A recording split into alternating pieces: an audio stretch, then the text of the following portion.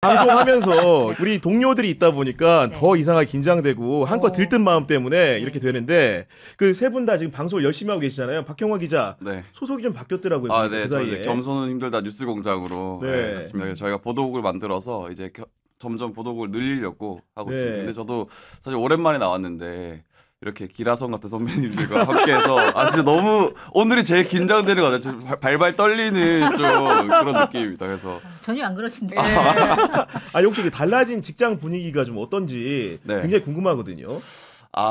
많이들 궁금해하세요. 많이들 궁금해하시고 근데 아직까지는 제가 1호 기자이자 최초 기자이자 유일한 기자이기 때문에 아직까지는 좀 체계를 잡아가고 있고 네. 이제 좀 더 넓히려고 준비 중입니다. 아니 사실 박형광의 네임 밸류가 유명하지만은 아닙니다. 실제로 이제 출입처에 전화를 할 때는 네. 뉴스공장 누구라고 밝혀야 되는데 네. 그렇게 하면서 생긴 에피소드 같은 거 혹시 없어요? 그렇다기보다는 이번에 사실 제가 지난 대선도 뛰었었거든요. 예, 그래서 제 얼굴을 아시는 분들도 있으세요. 당연하겠죠. 예, 예. 네. 그래서 뉴스공장으로 갔다라고 하고 인사를 좀 드리면 앞으로 더 멀어지겠다. 이제 전화를 안 받더라도 이해해라라고 네. 말씀 많이 해주십니다. 박형광 네. 기자가 2022년 국민의힘 출입하면서 그 전설의 취재를 했던 기자이거든요. 그러니까요. 윤석열, 이준석의 울산 회동 있지 않습니까? 오. 그 만능짤이라고 해서 윤석열 대통령이 술 먹다가 이렇게 딱 쳐다보면 뭐 이렇게 수많은 변형이 있었던 짤이 있는데요. 네. 그 사진을 현장에서 찍은 기자가 박형광 기자예요. 야, 정말로 어떻게 그런 역할을 했다 보니까 출입처에 있는 국민의힘 분들이 특히나 네. 아마도 긴장을 하는 게 아닐까 싶은데 세 분 모두 정치부 출입을 굉장히 오래 하시잖아요. 송채경화 기자도 굉장히 오래 했죠. 2011년에 처음 이제 정치 네. 하게 됐을 때 한나라당 시절이었죠. 네. 한나라당 말진으로. 아니, 추억의 이름이네요. 그러니까 특히 송채경화 기자는 네. 여당만 한 게 아니고 야당도 했기 때문에 양수를 다 겸장을 했고 뭐 총선, 지방선거, 대선 안 치러본 선거 없는 거죠. 그렇죠. 네. 네. 그러면 가장 개인적으로 기억에 남는 선거가 좀 어떤 겁니까? 제가 이제 2012년에 말진 기자였을 때 이제 민주당 출입하면서 대선 겪었었는데 그때가 가장 기억에 남고 사실 2011년에 한나라당 출입하면서 한겨레 기자로 한나라당 출입하는 게 되게 녹록지가 않거든요. 네. 그래서 적응을 다 해놓고 이제 좀 취재할 만하다 했는데 2012년 4월에 총선이 먼저 있었잖아요. 대선 전에. 그때 갑자기 민주당으로 가라는 거예요. 총선 끝나고. 그래서 이게 무슨 일이냐. 그러면서 이제 민주당으로 옮겨서 대선을 취재를 했죠. 네. 이제 김은지 기자랑 같이 안철수 캠프도 그러니까, 출입하고 네. 그다음에 단일화 이후엔 다시 또 이제 문재인 네. 캠프 가가지고 취재를 하고 이렇게 했는데 2012년 대선에 사실 민주당에서는 문재인 후보가 될 거라고 예상을 하고 있었어요. 선거 당일까지도. 당일까지도? 그때 캠프 분위기도 우리가 되는 거지 이렇게 하고 어. 있었는데 오후에 그러니까 뭐가 돌았냐면은 방송 출구조사 결과가 오후에 조금씩 오, 돌기 시작한 미리 거예요. 돌았구나. 예. 그런데 이제 박근혜 후보가 당시에 이제 아주 미세하게 이기는 걸로 나왔잖아요. 그러면서 이제 분위기가 급변하면서 이제 그런 게 굉장히 인상적이었는데 더 화가 났던 건 갑자기 이제 박근혜 대통령이 당선됐다. 그리고 너는 광화문에 가서 박근혜 당선자의 워딩을 취재를 하라는 거예요. 저는 민주당 출입 기자인데 무슨 완전 소리냐. 카멜레온이네. 저는 민주당 출입 기자다. 이거는 새누리당 출입 기자가 가야 된다 그랬더니 네. 지금 거기 바쁘니까 네가 가. 그래가지고 갔죠. 어쩔 수 네. 없이 가서 이제 취재를 하고 술을 마시고 저도 이제 그 대선 결과가 마음에 안 드니까 술을 마시고 집에 갔더니 다음날 너 앞으로 인수위 취재. 아이고. 그리고 다시 바뀐 거예요 당이. 예. 그러고는 인수위 끝나니까 다시 새누리당. 그래서 이렇게 당을 왔다 갔다 하는 게 제 운명인가 봅니다. 근데 집권 말진 가능성이 높은 대로 늘 보냈다. 기자의 입장에서는 맞는키 송채경화 기자. 아니, 근데 지금도 보면 예. 말진 분들 중에 에이스 분들은 그렇게 네. 많이 쓰시더라고요. 야, 근데 회사에서 일을 그때부터 잘하는 말진 사람 그럼에도 에이스였지 불구하고 않나. 같이 기자를 해본 입장에서는 그렇게 자꾸 출입처를 단시간에 자주 바꾸면 본인은 맞아요. 굉장히 피곤하거든요, 너무 힘들어요, 이게. 진짜. 이게 취재원 관리도 싹 해놔가지고 이제 좀 이제 전화 받을만 하면 네. 바뀌니까 너무 힘들죠. 아니 그래도 여야를 다 했기 때문에 공덕포차의 진용을 보면은 네. 굉장히 고르게 분포가 잘 돼 있는 것 같아요. 네. 그 여당 사실 사람들 섭외하기가 한겨레 신문 입장에서는 쉽지가 않은데 그래서 송채경화가 전화하면 오겠다 하는 분들이 있는 거 아닙니까 지금? 제가 전화해서 오시는 건 아닌데. 글쎄, 어쨌든 좋은 분들이 많으세요. 네. 그러니까 한겨레라는 이제 언론사에 대해 편견을 가지신 이제 보수 쪽 분들도 많으신데 사실 지금 저희 한겨레 그러니까 출연하시는 분들은 그런 거 없이 네. 굉장히 흔쾌하게 하시는 분들이라서 굉장히 고맙게 생각하고 있습니다. 아 그리고 곁들여서 궁금한 거는 공덕포차에서 진짜로 술을 먹는 거냐 아니면 정말로 흉내만 내는 거냐 네. 궁금해하는 분들이 많거든요. 진짜로 먹습니다. 진짜로 먹어요? 진짜로 너무 좋아요. 많이 먹어요, 진짜로? 많이 먹어요. 네. 얼굴이 붉어지시더라고요. 네. 부러워하시는 것 같은데요. 중간에 화장실 갔다 온 적 저는 있습니다. 술 먹으면 사고를 치기 때문에 절대 음주 방송은 좀 안 되는 과이기 때문에 아, 그래요? 그런 면에서 굉장히 송채경화 기자가 대단한 거라는 생각을 좀 해봅니다. 술이 잘 안 취하는 걸로. 아니 김은지 기자 같은 경우는 아까 안철수 캠프 얘기를 했는데 네. 실제로 대선판에 많이 뛰어들었죠. 그러니까 저는 사실 정치부를 오래 하기보다는 사회부를 좀 더 오래 했었는데 커리어 전체를 보면 그런데 선거 때마다 좀 파견을 가가지고 대선은 12년을 그때 같이 그래도 보니까 여야 후보를 이미 이제 여당 야당 마크맨들이 있어가지고 제가 그래서 안철수 캠프를 가게 된 거예요. 왜냐하면 파견자이다 보니까 네. 그래서 이제 지금의 단일화 이제 한덕수 김문수의 단일화 장면들을 그때로 이제 12년 전 기억으로 좀 어떻게 돌아가면서 아 그래 저 단일화가 절대 쉽지 않지 결국은 저렇게 뭐게 싸움이 날 것이야 이런 좀 뭔가 기시감이 드는 장면들이 아니 굉장히 아닌 게 많고요. 아니라 지금 한덕수의 그 초보적인 대응 행태를 보면서 2011년, 12년에 안철수를 떠올리는 분들이 좀 있거든요. 네. 아니, 심지어는 지금 한덕수는 그 당시 안철수보다 못하다라고 생각합니다. 왜냐하면 안철수 같은 경우에는 그때 40%, 50% 지지율 정말 그러니까. 이 순간에 없고 뭐라고 할까요? 그러니까 라이징 스타처럼 등장했던 바가 있는데요. 지금 한덕수는 그 지지율에 비하면 뭐 반토막도 안 되는 것 같고 뭐 물론 정확한 숫자는 모르겠지만요. 심지어 지금 내란대행이라고 하는 이 시대의 가장 중요한 아젠다라고 할 수 있는 내란종식의 반대편에 서 있는 사람이잖아요. 그런 차원에서 안철수랑 비교도 하기 어려울 정도로 초보적인 모습을 보인다 이런 생각이 그렇게 듭니다. 평가해 주셨고 박형광 기자는 사실은 최근에 뛴 대선이 윤석열이 당선된 대선이었는데 맞습니다. 네. 당시 윤석열 후보를 따라다닌 거죠. 맞습니다. 마크맨이었습니다. 에피소드 같은 게 좀 있습니까? 아 그때 당시에 사실은 그 술밖에 없죠 술. 네. 그때 제가 사실은 그 윤석열 후보가 그 이재명 후보의 어떤 TV 토론 제안을 거절하고 그 몸 때문에 아프다고 하고 거절하고 제주도로 간 적이 있어요. 아 제주도를 갔다 네. 몸 아프다고 심지어. 예. 그래서 제주도 일정이 있었는데 어. 그때 당시에 저녁에 기자들이랑 술을 마셨거든요. 예, 그래서 아, 제가 아프다고 하는 예, 아 근데 그거는 먹어야 그분한테는 약이일 수 힘드니까. 있어요. 예. 예. 제가 그래서 그 기사를 썼다가 그 출입 기자들한테도 욕을 바가지로 먹었던 기억이 납니다. 네. 아니, 정론 직필이 아닐 수가 없는 거죠. 쉽게 얘기하면 그런 건데 제가 그 박형광 기자가 찍은 윤석열이 거나하게 취한 사진 있잖아요. 네. 거기 동석자들이 누군지 굉장히 궁금해서 하나하나 봤더니 제 추론상으로는 한 분이 짠을 하는 사람이 서서 나오는데 네. 그거 김철근 사무총장 맞죠? 맞습니다. 예. 그때 당시 네. 이준석 쪽에서 같이 그 자맹하던 네. 네, 맞습니다. 그리고 이제 같이 앉아서 드신 분들은 어떤 분들입니까? 양옆에. 그때 지금 생각해 보면은 김용태 지금 국민의힘 의원 예. 아, 김용태 네. 의원. 네. 그리고 정가윤 당시에 그 울산 시당 위원장이었나 뭐 아무튼 그랬고 네. 그리고 김기현 의원도 있었던 김기현, 것 같아요. 예, 서범수, 예. 울산 지역구를 둔 의원들이 오. 좀 있었습니다. 네. 아니 그리고 이제 윤석열이라는 사람이 술 먹으면은 사적인 자리에서 어떻게 하는지 독자들이 굉장히 궁금해하거든요. 네. 어떤 행태를 좀 보입니까? 아, 그러니까 먹어봐서 아는데. 그것도 웃긴 게 제가 그 사진을 찍게 된 이유도 팬 기자들을 불렀어요. 먹는 자리로. 왜냐면은 이렇게 불쾌하게 취한 모습을 사진 기자들한테 보여줄 수 없다 하고 사진 기자들을 제외하고 팬 기자만 불렀습니다. 아, 팬 기자만 불러서. 네. 그래서 팬 기자들이 한 30명 정도 들어갔어요. 오. 근데 한 짠을 한 4번을 하시더라고요. 4번을. 네, 그러니까 한두 번 했을 때는 못 찍었을 텐데 4번 정도 하시니까 제가 그 순간을 빨리 찍었죠. 오. 네, 그 정도로 술을 굉장히 좋아하신다. 네. 아니 술 먹으면 사람이 기분이 보통은 하이해지는데 그렇죠. 윤석열도 하이해지면서 언성이 좀 높아진다거나 이런 보이는 태도 같은 게 좀 있었습니까? 다른 데를 안 보시는 것 같아요. 술만 보시는 것 같아요. 같이 먹는 사람들 신경 안 쓰고, 네, 신경 안 술을 쓰고 빨리 마셔야지. 누가 들어오든 말든 술만 드시고 그리고 그날 원래 이제 사진을 찍으면 안 된다라고 했는데 네. 너무 기분이 좋았는지 그 사진 있지 않습니까? 김기현 의원이랑 오. 이준석 그 의원이랑 같이 어깨동무하고. 어깨 동무하고 네. 사진 네. 그게 현장에서 그냥 찍어 해서 찍은 거거든요. 그러니까 기분파 윤석열 어떤 모습을 또 기분파였죠. 보여주는. 네, 맞습니다. 근데 그게 진짜 만능짤인 게, 그러니까 윤석열 대통령에게 술과 관련된 에피소드가 진짜 많잖아요. 이제 그러다 보니까 그 이후에 윤석열 정부의 실책이 드러나면 항상 그게 나타나면서 뭐 북한이 뭐 미사일을 쏘았습니다. 그러면 뭐 3차를 가자고? 뭐 이런 식으로 윤석열의 어떤 모습들이 현실 인식을 못하고 뭐 술과 관련돼 있는 이야기로서 네. 이해하는 그 모습들이 박형광 기자가 딱 발견해낸 것이거든요. 아니, 그러니까 중요한 역사의 현장을 포착한 거예요. 지난 대선에 비하면은 기자들이 느끼기에도 뭔가 이번 대선 상대적으로 조용한 것 같고 일부 이제 주간지 같은 경우에는 보면은 사람 후보들 전부 다 따라다닐 수가 없으니까 예. 일부만 가는데 어제 이제 이러시면 민호 기자도 물어봤더니 사실 이게 국힘 선거운동을 현장 취재하는 게 아직은 일정이 크게 없다 이런 얘기를 하던데 결국은 그래도 다음 주 월요일에는 공식적인 선거운동 기간이 시작되기 때문에 기자들도 바쁠 것 같습니다. 송채경 이제 보통 기자들이 어떤 일정을 소화하게 되는 거죠?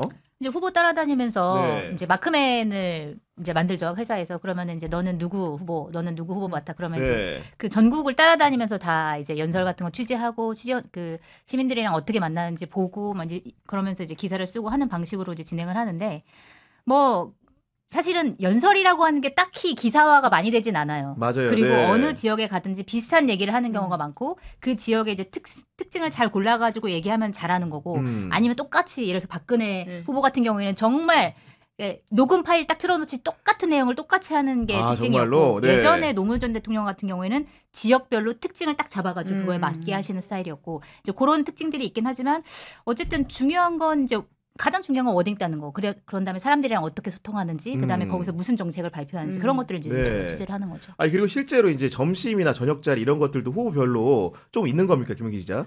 그러니까 그게 후보의 일정에 따라서 좀 다른데요. 이게 이번에는 워낙 바쁘게 진행되다 보니까 좀 그러긴 쉽지 않아 보이는데 그리고 지난 대선은 사실 윤석열이라고 하는 좀 특수성이 있긴 했었거든요. 그때도 이재명 후보를 따라다니는 마크맨들이 많았는데 그런 식의 저녁 자리가 많진 않았었고요. 후보 입장에서 아무래도 좀 조심해야 되는 것들이 있으니까 맞아요, 네. 스킨십보다는 위기관리 차원에서 별로 하지 않은 행위이긴 한데요.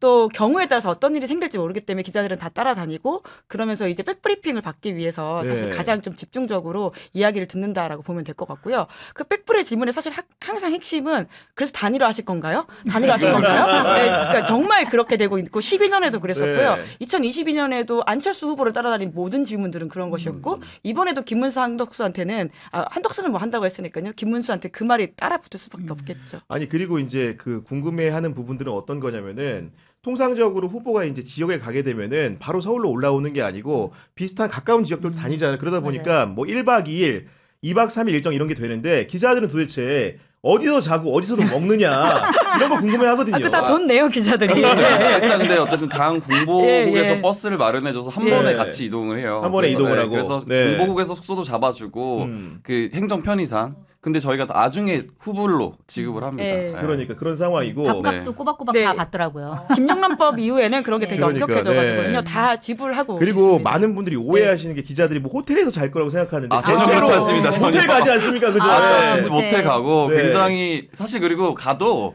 기자들이 어차피 얼마 안 자요. 음. 가서 거기서 술을 많이 마시기 때문에 네. 그래서 사실 좋은데 잘 이유가 없고 그럴 필요도 맞아요. 없고 그리고 네. 그만큼 기자들이 한 번에 많이 이동하기 때문에 그만큼의 여유가 있는 좋은 방이 없습니다. 사실. 네. 네. 그러니까 저도 마지막 가본 대선 현장에서 그 모텔키 쉽게 얘기해서 번호 누르는 것도 아니고 돌려서 여는 분 있잖아요. 이런 모텔 다니거든요, 우리가. 몇 년도 예. 좀 됐는데 아무튼 그런 상황인데 여하간 이번 대선을 이렇게 좀 겪다 보니까 느껴지는 게 상황적 맥락으로는 2017년 선거랑 좀 닮아 있는 것 같기는 하다. 왜냐면은 대통령이 탄핵된 상황에서 치러지는 선거이기 때문에 불가치한 선거이기도 하고 그런 건데 그런 느낌을 좀 받습니까? 2017년이요? 네. 네. 그런 느낌 못 받고 있습니다. 네. 왜냐하면 2017년에도 박근혜 전 대통령이 탄핵되면서 치러진 선거였지만 그때는 보수당이 반성이라도 했습니다. 맞아. 반성하고 네. 성찰하고 이거 어떻게 우리가 극복해야 되는지에 대한 이제 노력이라도 하려는 모습을 보였는데 지금은 그때보다 더 심한 내란 혐의를 받고 있는 이제 내란 우두머리 혐의를 받고 있는 대통령 전직 대통령을 배출한 당인데 이 내란 죄를 같이 뒤집어 쓸 수 있는 그다음에 책임을 지고 있는 두 후보가 지금 단일화를 두고 다툰다라고 맞아요. 하는 네. 이 사실 자체가 굉장히 비상식적이거든요. 음. 그렇기 때문에 2017년과 같은 적도 있지만 저는 너무나 다르고 너무나 이상한 선거인 것 같아요. 정말. 아니 아닌 게 아니라 그때는 홍준표 후보가 그래도 이제 탄핵 행을 건너서 얘기를 했었는데 지금은 계엄의 강도 안 건너고 있는 거죠, 그죠? 네, 그러니까 네. 지금 사실 계속 그런 말을 되새기고 있거든요. 이게 되게 오래 지나간 것 같지만 사실 계엄 직후에 국민의힘 의원들이 했던 이야기들, 권성동 의원이 지금 뭐 단일화를 위해서 굶겠다 이런 이야기를 하고 있는데요. 그 당시에 직후에 의원총회 나와가지고 나 두껍게 다니자라는 이야기를 했었습니다. 욕 먹을 거 뻔하기 때문에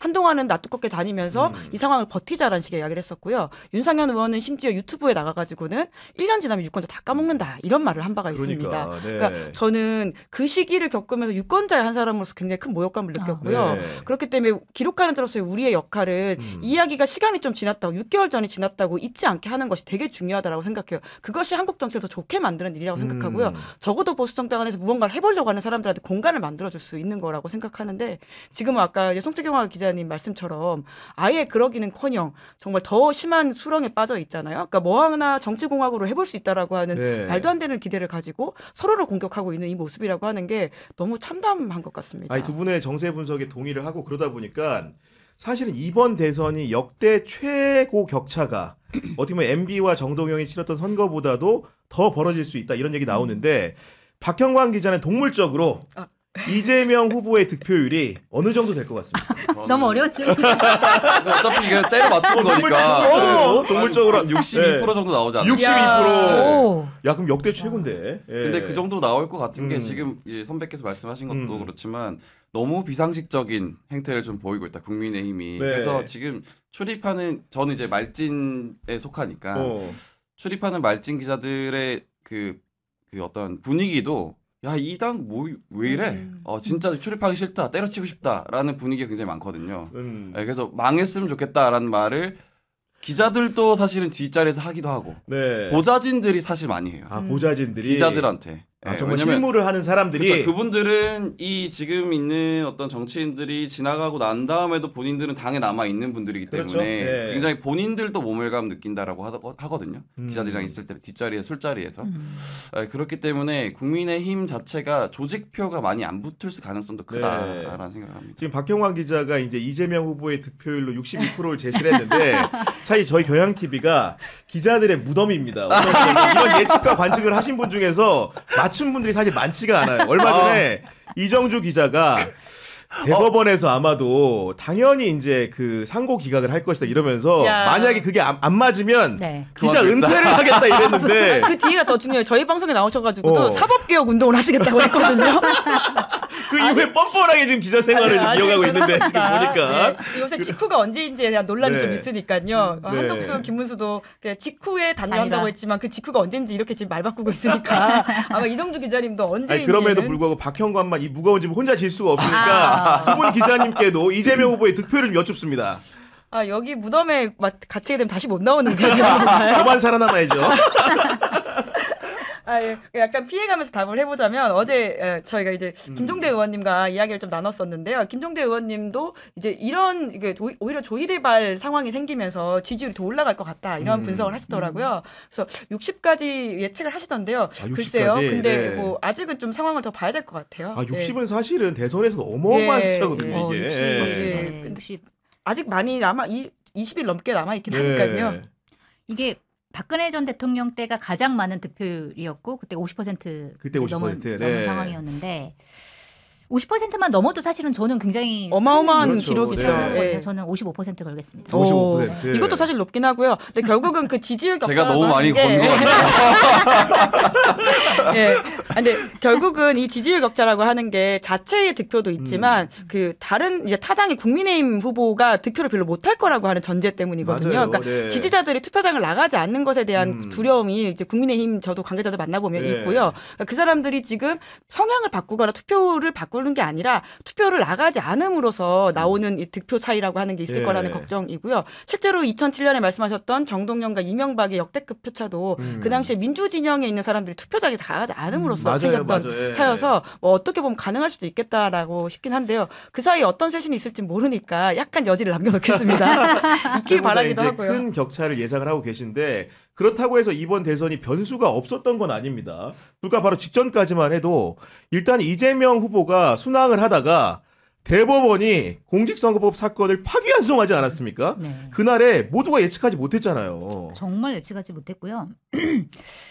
저는 사실은 사법부에 대해서 어떤 평가를 하는 거에 대해서 굉장히 주저하는 편이에요. 왜냐하면은 어떤 사법부가 어떤 법적인 예를 들어서 판단을 내놓았을 때 그 법적인 판단에 대해서 내가 평가하기 시작하면 사실 끝이 없거든요. 맞아. 그러니까 진영에 예. 따라서 그거는 평가할 수 있는 거니까. 근데 이번 대법원의 선고 같은 경우에는 법적인 내용보다는 거기서 뭐 때문에 이게 유죄다라고 했다기보다는 그 기간, 짧은 기간 동안 이거를 판단을 했고 그다음에 정말 제대로 그 대법관들 사이에서도 회의가 없었고, 그러니까 그런 어떤 절차적인 문제들이 정치적으로 해석될 수밖에 없는 부분들이 분명히 맞아요. 있었던 거예요. 네. 그래서 유권자의 한 사람으로서 기자가 아니라 유권자 한 사람으로 봤을 때 그럼 어떻게 하자라는 거지? 어떻게 하려고 지금 대법원이 저런 선택을 하는 거지?